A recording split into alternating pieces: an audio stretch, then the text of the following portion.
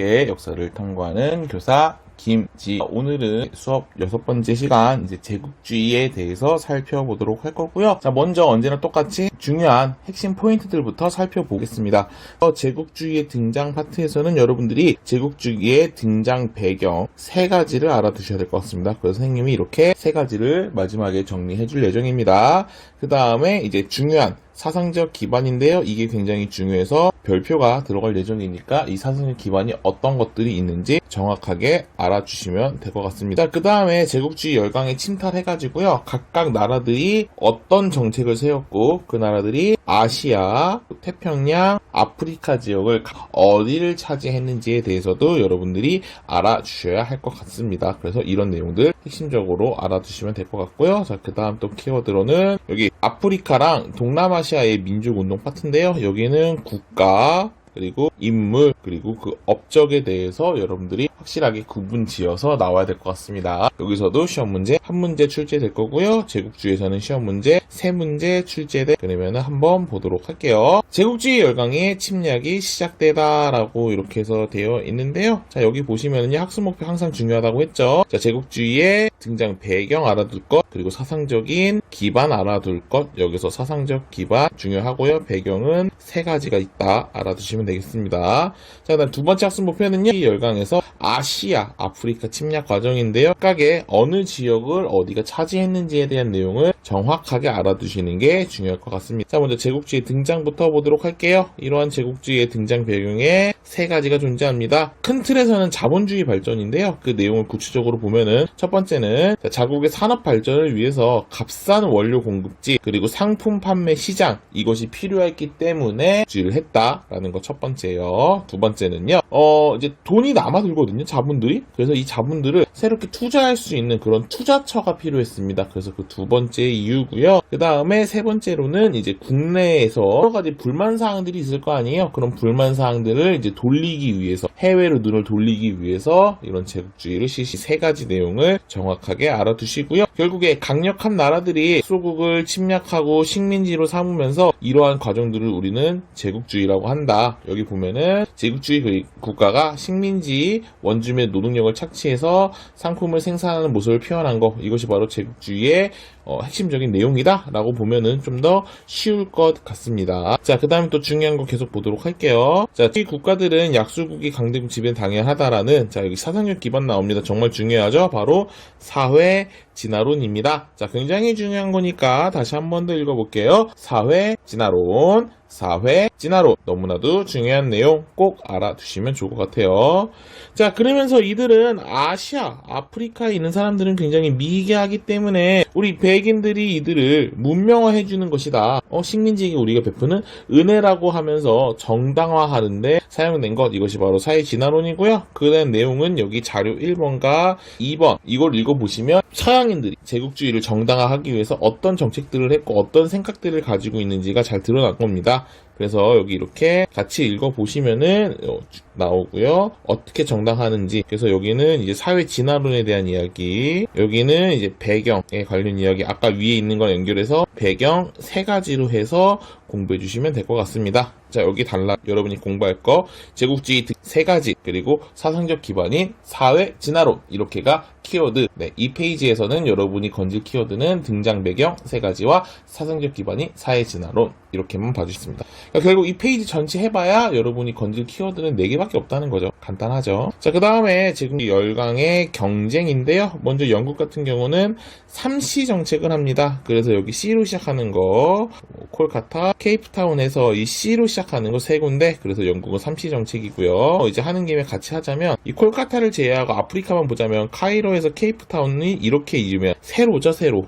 한자로 하고 있습니다. 그래서 영국은 종단 정책이라는 거 같이 알아두시면 좋을 것 같아요. 자, 그 다음에 프랑스 같은 경우는 알제리가 이쯤에 있거든요. 그리고 마다가스카르가 이쪽인데요. 이거를 이렇게 읽으면 약간 이제 대극선이긴 하지만 이게 나름의 가루다라고 해서 가루가 한자로는 횡자예요. 그래서 여기는 횡단 정책 되는 겁니다. 프랑스에는 정책이 횡단 정책, 별표되어 있습니다. 항상 강조하지만 별표되어 있는 거 그냥 허투루 보시면 안 돼요. 중요하다는 거 꼭 알아두시면 될 것 같습니다. 자, 네, 같은 경우는요. 여기 베를린, 비잔티움, 바그다드, B로 시작하는 거 세 가지가 있죠. 그래서 여기는 3B 정책. 다시 한번 여기 PK에서 키워드는 영국 3C 정책. 이어하는 김에 종단 정책 같이 합쳐서 알아주시고요. 프랑스는 횡단 정책, 독일은 3B 정책. 네, 키워드가 3개가 나왔습니다. 키워드 3가지 알아두시면 되겠습니다. 아시아, 아프리카 침탈. 아시아는 태평양 어쩔 수 없이 기본 암기사항이에요. 어느 나라를 침략했다라는 내용이다 보니까 암기로 가야 되고요. 네, 영국 같은 경우는 이제 인도 지배, 영국은 인도 지배, 프랑스는 베트남, 캄보디아 같은 인도 차이나 반도 이쪽입니다.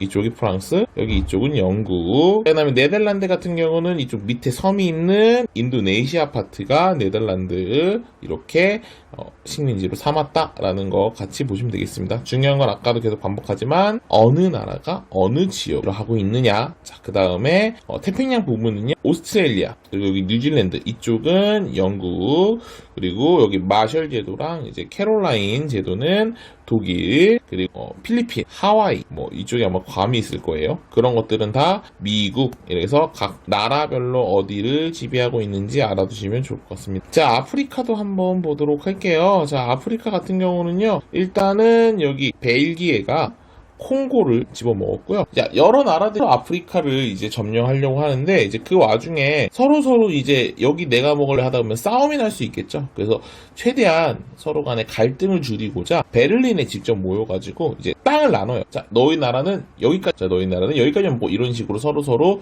이제 분할을 해서 마치 이제 땅 따먹게 하는 것처럼 지들끼리 선을 그어놓고서 그렇게 영토를 가지게 되는 겁니다. 그러면서 막 독일, 이탈리아 등과 같은 여러 나라들이 아프리카를 식민지 삼는 데 있어서 적극적으로 참여하게 되었던 거죠. 자, 그래서 볼게요. 아까 얘기했지만 카이로에서 이 케이프타운으로 이어지는 세로, 바로 무슨 정책이냐면 종단 정책을 추진했다면, 자, 프랑스는 이제 알제리에서부터 마다가스카르까지 이어지는 횡단 정책을 실시합니다. 그래서 종단과 횡단 만나는 지점 바로 여기죠. 이것이 바로 파쇼다 사건인데요. 프랑스가 여기를 양보하면서 잘 마무리가 됩니다. 여기서 보면은 지금 프랑스가 양보했잖아요. 그쵸? 영국이 좀 고마움을 느끼겠죠? 자, 그런 입장에서 독일이 이제 모로코 땅을 두고, 여기가 모로코인데요. 여기를 두고 이제 프랑스랑 싸우고 있거든요. 자, 이때 영국이 아까 파쇼다 양의 프랑스가, 그래서 영국이 그러면서 독일이 어쩔 수 없구만 하면서 여기가 프랑스가 모로코를 지배하게 되는,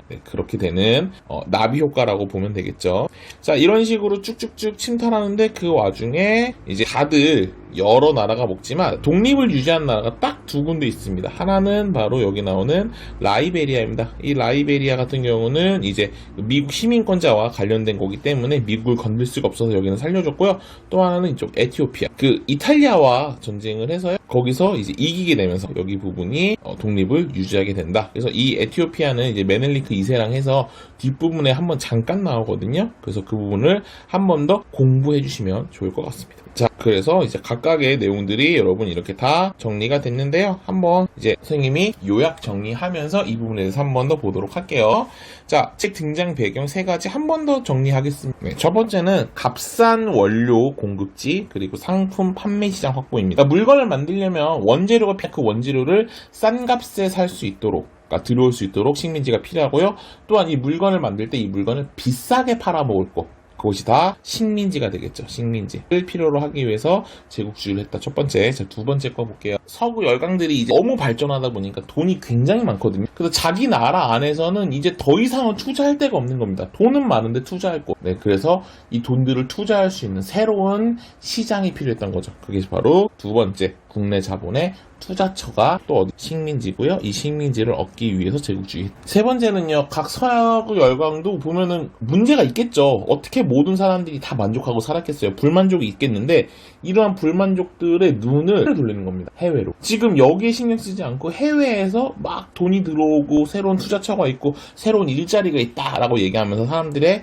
시선을 돌리는 거죠. 그래서 국내 사회 문제들을 해결하고자 뭐가 필요했다? 식민지가 필요했다. 결국은 식민지가 필요한 거, 즉 제국주의로 귀굴되는 거, 이것이 바로 이 등장 배경의 3가지 되는 겁니다. 전체의 큰 틀은 결국 뭐냐면 자본주의. 이 자본주의 체제가 너무 극단으로 발달하게 되다 보니까 이렇게 되었다라고 보면은 쉬울 것 같습니다.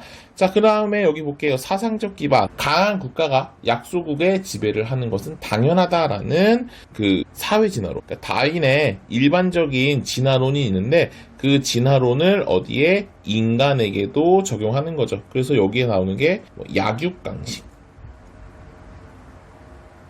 적자생존 이런 말들이 보이면 바로 다 뭐다고요? 사회 진화로 나온 내용이다 라고 알아주면 좋을 것 같습니다. 그럼 제국주의 열강의 이제 침탈에 대해서 한번 보도록 할게요. 자, 일단 나라들 한번 써보도록 할게요. 자, 첫 번째 정말 중요한 나라죠. 바로 어디가 있냐면은 이거 색깔 구분이 파란색으로 했죠. 영국 있습니다. 영국 같은 경우는요, 자, 정책이 여러 개가 있죠. 자, 세 개의 C로 시작하는 동시가 있으니까 뭐가 있냐면 C 정책, 그리고 이제 아프리카에 한해서 이제 세로로 먹는 거니 종단 정책. 그래서 영국이죠. 이 영국이 이제 아시아에서 이제 그 잡아먹은 나라는 어디냐면은 미얀마 포함입니다. 태평양 쪽에서는 뭐 어디를 먹었는지 보면은요, 영국은 오스트레일리아, 지금의 호주. 그 다음에 아프리카는요, 여기서는 그냥 이제 종단 정책하면서 이제 나중에 프랑스랑 갈등하면서 뭐가 있냐면 파주다 사건 있다는 거 하나 정도만 볼게요. 자, 그 다음 나라는 어디로 갈 거냐면 이제 프랑스 한번 보도록 할게요. 프랑스 같은 경우는 정책이 뭐가 있냐면 이제 가로로 간다라고 하는 이제 횡단 정책이 있겠죠. 횡단 정책. 아시아 같은 경우는요, 어디를 먹었냐면은 이제 인도 차이나 반도거든요. 나라로는 어디가 있냐면 베트남, 캄보디아 같은 게 여기에 포함되는 겁니다. 이쪽은 프랑스는 이제 패스하고요. 딱히 없고요. 아프리카 같은 경우는 이제 알제리, 그리고 이제 모로코죠. 모로코, 알제리, 마다가스카 있었고, 여기 보면은 파주다 사건은 프랑스랑 같이 연결되는 거라서 이렇게 중간에 이렇게 썼습니다. 파쇼다는 영국과 프랑스 갈등이었죠. 영국과 프랑스 갈등. 네, 그래서 이렇게 중간에 잘라서 넣을게요. 파쇼다 사건. 그 다음 나라는 이제 독일 가도록 할게요. 자, 독일 정책은 3B 정책이죠. 그리고 독일은 아시아 쪽은 딱히 없고요. 저기 태평양 쪽 볼게요. 태평양 쪽에 뭐가 있냐면 마셜 제도, 캐롤라인 제도. 아프리카 쪽은 프랑스랑 모로코를 가지고 싸웠어요. 프랑스랑 모로코 가지고 갈등했다 정도. 하지만 결국 프랑스한테 이제 여기를 못 뺐어요. 프랑스가 그냥 가진 거예요. 모로코는. 그 다음 나라 가도록 할게요. 그 다음에 무슨 나라가 있냐면 네덜란드가 있죠. 네덜란드 뭐 정책이나 이런 거는요, 아시아 쪽은 어디냐면 인도네시아. 태평양 쪽도 딱히 없고 아프리카 쪽은 딱히 없어요. 인도네시아, 네덜란드는. 그 다음에 또 어디가 있냐면 미국 가도록 할게요. 자, 미국 같은 경우는 이제 정책은 따로 안 나왔고요. 아시아 쪽은 어디냐면은 이제 필리핀, 에스파냐랑 전쟁에서 여기 뺏은 거예요. 자, 그 다음에 태평양 쪽은 괌, 하와이가 있죠. 아프리카는 딱히 먹은 건 없고, 다만 이제 미국 시민권자가 이제 있었다는 거 정도. 근데 미국이 뭐 직접적으로 관여한 건 없습니다, 이 부분은. 그래서 뭐 이렇게 정도로 이제 정리하면은 한눈에 이제 각각 어디가 어떻게 먹었다를 좀 이해하기가 좀 쉬울 것 같습니다. 그래서 이렇게 각각 나라들 여러분이 공부해 주시면 좀 더 하기 쉬울 것 같고. 자, 아프리카랑 동남아시아 민족운동 한번 보도록 할게요. 자, 여기 파트는요, 일단 나라 하나 보겠습니다. 수단이고요. 그다음 사람 이름은 무함마드. 이 사람의 업적은 외국인들을 다 몰아내고 평등한 이슬람 세계 만들자. 다시 한번 나라 이름 수단, 그리고 사람 이름 무함마드 아흐마드, 그리고 업적은 외국인들을 몰아내고 평등한 이슬람 세계를 만들자. 그 다음 나라 이름 에티오피아, 사람 이름 메넬리크 2세. 이 사람 업적은 아도와 전투에서 이탈리아를 물리치고 독립을 유지했다. 줄로 한 거 볼게요. 여기는 사람은 없고요. 업적만 보면 이산드라나 전투에서 영국군을 크게 물리쳤다. 베트남 볼게요. 베트남이고요. 사람 이름은 판보이쪼. 이 사람 업적은요, 베트남 청년들을 이제 일본에 유학 보냈다는 거 하나. 그 다음에 통킹 무술을 통해서 이제 문명 퇴치를 위한 근대식 사립학교 만들었다. 이렇게 알아두시면 될 것 같습니다. 자, 필리핀 같은 경우는요, 사람이 2명이에요. 첫 번째 사람은 호세 리살. 이 사람은 필리핀인과 에스파인의 동등한 대우. 그 다음이 아기날 필리핀 혁명군을 이끌고 에스파냐와 전쟁을 했다. 그래서 여기 나오는 시 나오면 호세 리살이라는 거 아기날도 아니에요. 자, 인도네시아 보겠습니다. 사람 이름은 카르틴이고요. 이 사람은 여학교를 세우는 등의 여성 교육에 힘썼다. 이렇게 해서 각각 나라 이름, 사람 이름, 업적 중심으로 공부하시면 되는데요. 자, 그럼 하나씩 한번 정리해 보도록 할게요. 자, 첫 번째 나라 국가는요, 이제 수단이겠죠. 수단이고요. 사람 이름은요, 무함마드, 아흐마드. 업적은요, 외국인 다 몰아내고 평등한 이슬람 세계 이렇게 새로 만들자는 운동 있습니다. 자, 두 번째 국가는요, 에티오피아. 사람 이름은요, 메넬리크 2세. 업적은요, 아도와 전투에서 이탈리아 상대로 이겼죠. 그래서 독립 유지입니다. 이탈리아 상대로. 자, 그 다음 세 번째는요, 줄루 왕국. 사람은 이산드라나 전투에서